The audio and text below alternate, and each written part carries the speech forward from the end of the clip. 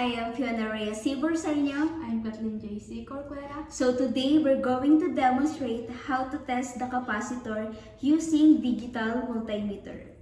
So first, we're going to discuss muna kung ano nga ba yung itetest natin. So kapag apat na terminal is meaning niya is common. Kapag tatlo is Herm and Fan, yung dalawang terminal. So dito, kung makikita mo dito, yung display dito sa capacitor is meron, makikita mo kung ilan masasabi mo kung good or bad na siya. Kasi kapag lumagpas na yung mga o bumaba yung nakalagay dito, bad na siya. So dito makikita mo sa Herm is meron siyang 30, kapag 30 and kapag sa fan niya is 3 microfarad. So makikita mo rin tolerance and the minimum voltage niya. So yun. So ang gagawin natin is itetest na natin sila. But before we start, syempre, o-open muna natin yung ating digital multimeter. And we're gonna use a screwdriver para i-discharge yung capacitor. So first, and then ikakalibrate na natin tong ating multimeter.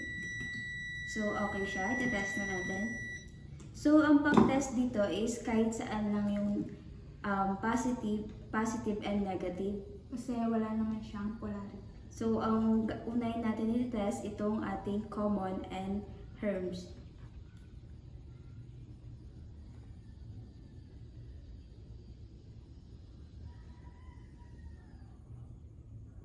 So, kita naman guys. So, nakita naman dito guys na wala siyang read dun sa common and Herms. So, next naman is yung sa fan. So, pumalo siya ng 3.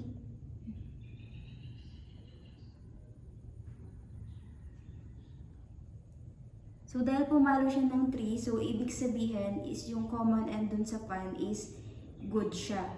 Pero yung sa Herm is hindi na siya. Kasi kung makikita dito, dapat papalo siya ng 30. Kaso wala siyang rating. Kaya, ibig sabihin, bad yung capacitor. So, proceed naman tayo dito guys. Same din gagawin. Same procedure lang din guys.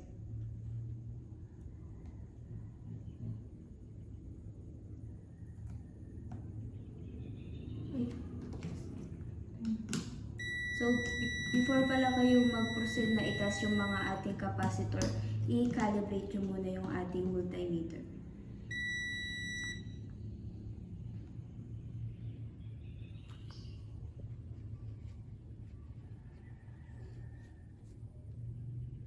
Three lang din. Three ba ito? Tingnan. Oo, 3. So, dahil dito sa common and Herms, pumalo siya ng 3. So, ibig sabihin is, Hindi siya pumalo. ayan o, wait mo. 100 siya. Sobrang taas Mataas niya. Pero yung Herm na nakalagay dito is 40. Hindi, tingnan mo ulit. Ayun o, 1. Hindi, 40 yung Herm niya eh. So, mababa. So, ibig sabihin, Mababa siya. bad siya. Dahil mababa lang yung ating na-read and itong capacitor niya is nasa 40 yung Herms niya. So, next naman, dito tayo sa fan.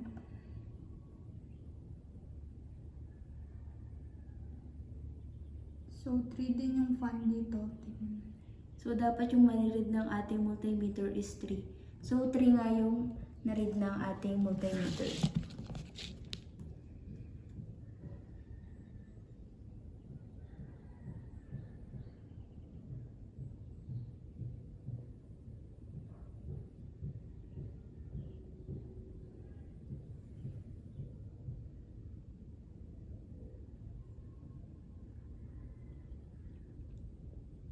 So, ayun guys, nakita niyo pumalo siya ng 3. Bumabalik lang siya. So, ganun lang siya guys, kadali, di ba? So, ganun nyo lang gagawin nyo guys is same procedure lang siya guys. And check lang namin ulit kung alin dyan yung good talaga. So, discharge muna natin.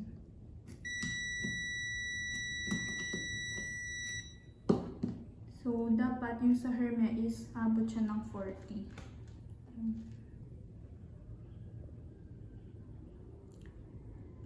39 siya kanina.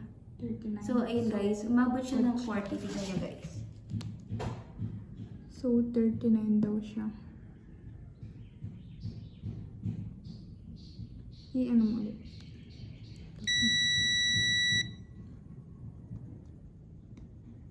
So, 39. 39. Umabot siya ng 40. So, umabot siya ng 40 guys. So, nakita niyo naman. So, ibig sabihin, good yung ating herms. So, doon naman tayo sa fan.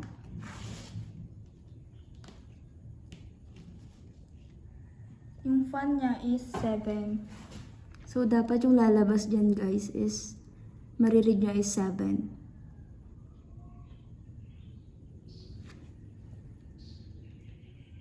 So, 1 lang.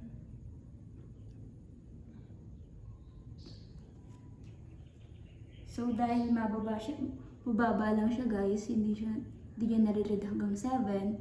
So, ibig sabihin, pero try natin ulit guys.